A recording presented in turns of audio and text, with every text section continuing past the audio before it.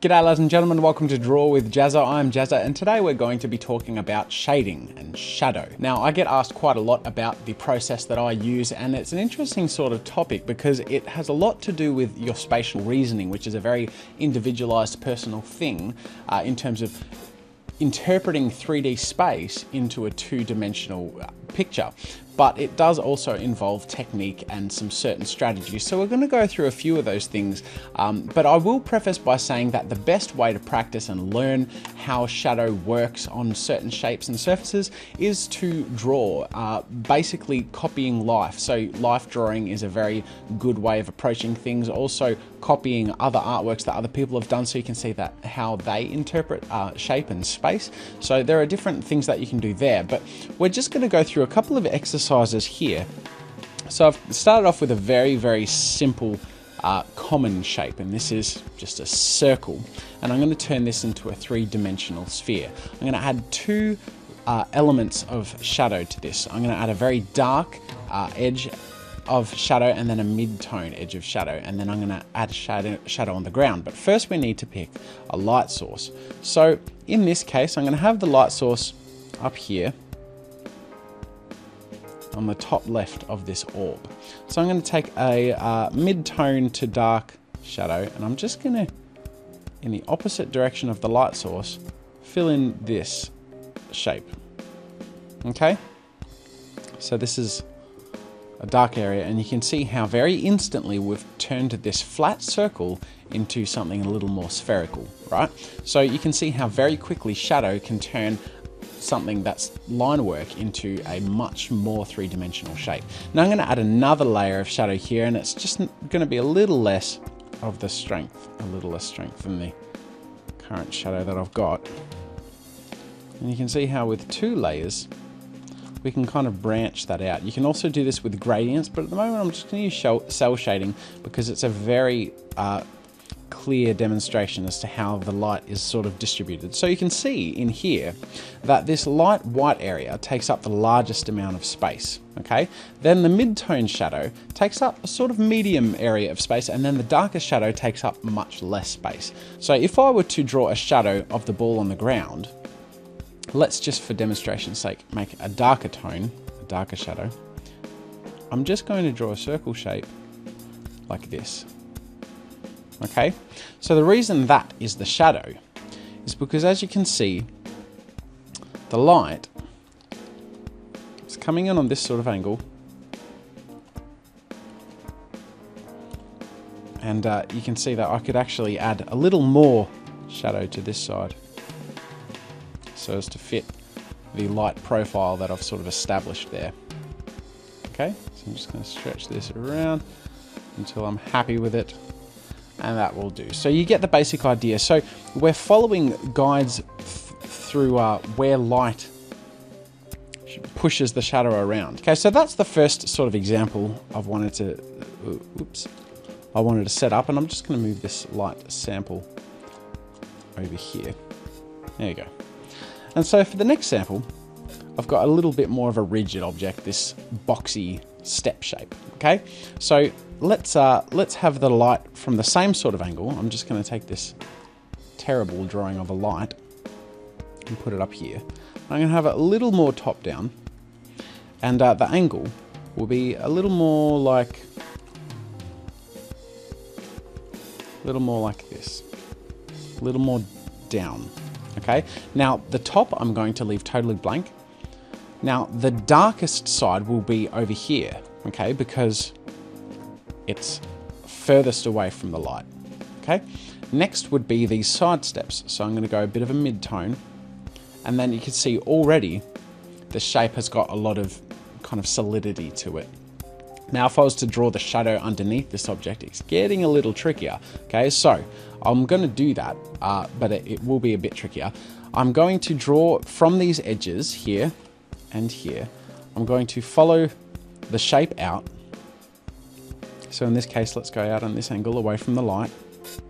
And this angle, this one's a bit longer because A, it's further away from the light source, and B, it's taller here than it is here. Okay, and then we're just going to follow the shape. Up here it goes straight along the top. Okay, now here it's a bit interesting because we're not following the shape of this step here, we're actually following this because that's where the light cuts off. So we're going to be going across like that and then up again because that's where, oops, that's where this step comes in. And then that will go down and meet up with the other end of this part of the step. Okay, and you can see how I would have set up that shadow. Okay, so these are very inorganic objects. The trickiest part, in my opinion, and for a lot of people, is setting up shading for organic objects like humans. And one of the easiest ways of going about it when you're learning is, instead of adding shadow, erasing shadow to create room for light. So I'll show you what I mean. These are two examples of a male and female I've got here, and I'm just going to get my eraser. I've got two layers. I've got a line work layer, and I've got a layer on top of that with just shadow. So I'm going to lock my line work layer, and I'm just going to erase the shadow to make room for where I want the light to be coming from. Okay, so I'm going to have this light coming from the same angle. So I'm going to draw my little light source here. And I'm going to copy and paste that over to the other side. Everything's very fancy today. Okay. And I'm going to erase where this light will be hitting the object. Okay, so on this female, we have the front of the face, we have that follow around, and all of the front of that face will have been hit by light. Okay, even the top a little bit, and the top of the ear. There you go.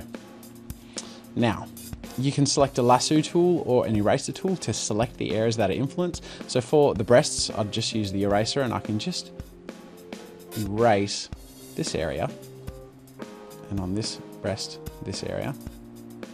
And you can see the sides and the bottom of the breasts wouldn't be hit by the light. So again, this is where our spatial reasoning kind of kicks in. We're going to have some shadow on the neck because the head will cast a shadow. So for example, this jaw is between the light source and the destination of the light. So I'm leaving that there, okay? I'm going to erase the shadow on the shoulder because that'll be hit by the light. And I'm going to go through and do the same for this shoulder. And there we go. So the top areas are mostly untouched. In fact, I'm going to leave that casting shadow. Okay, so you can see we're getting this top-down shadow sort of look, and it's a fairly simple way of calculating light without having to really be very experienced with your spatial reasoning skills and things like that. It's a good way of practicing as well. Making sure that we follow anatomy guides, so where this muscle kind of connects into the arm, having that poke in a little bit there. And then we can basically go through and the hand will be much darker because it's kind of tucked behind.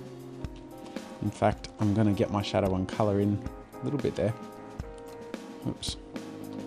There we go. I'm just going to get my lasso tool now, and I'm going to select this area here and erase that. Okay, so the light's going to hit down, but we need an area under here. We need that area under the breast to be dark because the shadow is being cast from the breast above it. Okay, so we have the bottom of the breast and then the top of this area on the torso, which has a shadow cast. Then here on the leg, the top of the leg is very much bathed in light. So I can erase that, and then I'll kind of connect these two. And then the top of the other arm, and then just the front part of this other leg, but not very much of it. Then everything else is basically bathed in shadow. So if I zoom out here, you can see how very quickly I've established where the light source is and the solidity of the object in relation to that light source. So it's actually quite simple, and it's a kind of a fun way to go about creating shadow, is rather than drawing in shadow, having the whole thing shaded and erase shadow to kind of reveal where it comes from, if that makes sense. So doing it as well with the male. And I'll try and be fairly quick this time. So I've got the jaw, which is kind of revealed. Make sure the torso is revealed. We're just kind of grabbing these areas. Now the male is a bit different in the sense that in this case he's quite athletic, and we can show off muscle without using lines, by using shadows instead. So for example, this bicep, we can have individually lit separate to the shoulder, okay? And the same with this tricep, we can have the light bounce on that tricep. And you can see how very quickly we've kind of brought out separate muscle groups simply by isolating where the light hits them. It shows that they are protruding from the body in their own individual ways, rather than being a flat object as shown by the lines. Now I can go through and do that with the rest of the body. So for example, with the abdomen, just kind of individually show these. And then I can use this light. And the bicep back here. And as you can see, erasing bit by bit, we're revealing what this character looks like when hit by light. Now it is a bit difficult, takes a bit of practice, and depending on your program, you can do it in things like Photoshop, but you can also do it on paper. So you could lightly shade something with a grey lead all the way through and then use an eraser, and that could be a really fun sort of way of doing it as well. There you go, and let's just finish off. Again, I'm just using shadow to bring out these muscle groups. Now, knowing how the muscle groups work is a bit of a different topic in itself, so if you want a tutorial on anatomy, I've got a few of those on my channel, feel free to check them out. Otherwise, for now, you get the basic idea. I'm just going to erase a bit more of this crotch section and pelvis and torso, and then you get the idea. So if I show all of that, you can see how with these two characters very quickly I've shown not only definition of muscle groups and all this stuff, but a very solid idea of what the shape is simply by erasing where the light is hitting. Okay, so let's do that with a more extreme example. So we've got a much more dynamic pose on a more difficult angle to draw, and then we're going to pick a really different sort of light source. So for this case, we're going to have the light source coming from behind and aiming up. Okay, so it's going to be a bit of a perspective one in that sense. Okay, so same thing, I'm going to select this shadow I've got and I'm going to erase so the light will directly hit the upper part of the back. It will directly hit the butt and the upper thigh, but it won't actually hit this area here. Okay, so we can actually be quite conservative with where we put the light and be very extreme with where the shadow is. So it's going to hit the bottom of this arm, it's going to hit the side of the breast and the bottom of the breast, but it's really not going to be hitting much. And when going for very extreme lighting, a high level of contrast between both the shade, the tone of the shade, and then the amount is very useful. So in this situation, we've got a lot of shadow, and if the shadow was a lot darker than the light, that also helps bring it out. So there's really not much more I need to do than that. I might perhaps select this area here just on the side of the abdomen and erase that, and that kind of further highlights that the light is kind of coming from the other side. I'll also erase on the back of the other arm, but that's basically all I would do for extreme lighting on this angle, right? So you can see how very quickly and very clearly this character has a direct light source. It makes it look like there is a definitive light source behind and underneath this character that's hitting a shape, an object. Okay, so for our last example, we're going to take a piece of anatomy, the shoulder and arm of this character here, and instead of erasing the shadows, we're going to do it in reverse. The way I would normally do it is draw in the shadows, but the reason I wanted to show erasing the shadows to make way for the light is because that's basically what we're doing, and that's an easy way to think about it and learn it. And so now when applying it without necessarily using that as a crutch, we can get the same sort of result with probably a little more accuracy. It just takes a bit more practice. So I'm just going to have a top-down sort of light source here. So I'm going to have the light coming directly from the top, and I'm going to draw in the shadow. So first things first, I'm going to attack the bottom parts of this, okay? So this area here, and we'll go into the elbow. Okay, so I'll shade that, wrap it around that muscle a little bit. So that's the first area, okay? Then moving on and really tucking it into the anatomy, okay? Because lighting can be, adding shadow and highlights can be one of the fastest and most effective ways of adding effective detail to a piece, making it look really complex but accurate and cool. Okay, so then shading in this. Okay, so allowing for these little bits of muscle to kind of pop out and have their own light sources. In fact, under here, which is the bicep, just on the other side of the arm, I'm just going to give that a little shadow just to show that it's quite deep, has a lot of depth as well. Something I can do as well is add that ripped look to muscles by going in and adding just some faint lines to indicate where there are kind of lumps. Not lumps, that sounds really bad, but anyways, you get the idea. I'm just going to lightly erase that little bit there. Okay, these are probably a little extreme, so I'm just going to thin them down a little because you don't want it to look ridiculous. Okay, now light would probably hit that front end there, so I'm going to leave that blank as we come around here and have it follow the back anatomy. Oops. So it's going to follow there, and then we have it under here.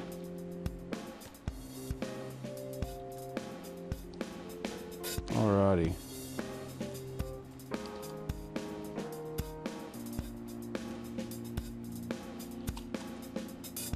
Again, it's a practice makes perfect kind of thing for sure. And I'm just going to do a little bit up in the shoulder here, and we're nearly there. It's you can see how very quickly it kind of comes along, and we get that extremity in the visual style of the image. All right, and I'm about done. Is there anything else I need to fix up? No, I'm pretty happy with that. Now, if we were to do mid-tones and highlights, so generally, if you're doing a three-dimensional looking character, you want to have at least two tones, a shadows and a mid-tones. And if you wanted to have highlights, what you could do is get a really light sort of mid-tone and just outline where the highlights would be. So for example, here, and then you can just paint in away from the highlights. Okay, so we're creating highlights by outlining where they would go and then filling in the rest. They're very faint highlights in this situation, but you can see quite quickly how it affects everything. Highlights are also a good way to affect the texture of something, make it look a bit shiny.